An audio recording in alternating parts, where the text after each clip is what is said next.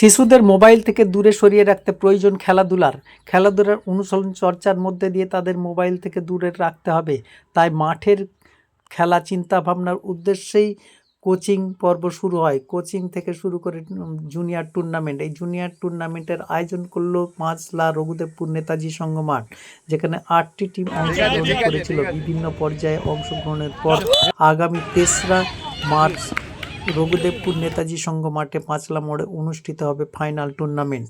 এই junior tournament চালুর ব্যাপারে কি বললেন, কেনই বা এই টুর্নামেন্ট চালু করলেন? জুনিয়র টুর্নামেন্ট, এই জুনিয়র টুর্নামেন্টটা কয়েকদিন আগেই তো আপনাদের খেলাধুলা হয়েছে, হঠাৎ কেন? হঠাৎ নয়, এটা আমাদের প্রত্যেক বছরই হয়। আমাদের সিনিয়র টুর্নামেন্ট হওয়ার পরে আমরা আবার জুনিয়রদের করি। কেন হচ্ছে যে জুনিয়ররা এরকম সুযোগ সুবিধা পায় না, ঠিক আছে? বিভিন্ন পাড়াতে বা বিভিন্ন ছোটোখাটো মাঠে জুনিয়ররা খেলে, কিন্তু তাদেরকে একটা সংঘবদ্ধ করে তাদেরকে একটা নকআউট টুর্নামেন্টে নিয়ে আসা, এটা হচ্ছে আমাদের একটা উদ্দেশ্য, যে ওরা এখান থেকে ভালো খেললে কলকাতার মাঠে ওরা সুযোগ পাবে। আর একটা 8 টিম আছে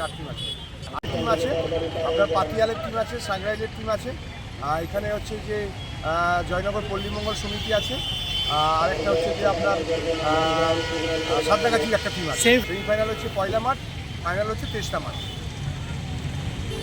এই খেলা দেখার জন্য আর কি, এবং বাচ্চাদের উৎসাহিত করার জন্য আমরা সকলকে আহ্বান জানাই।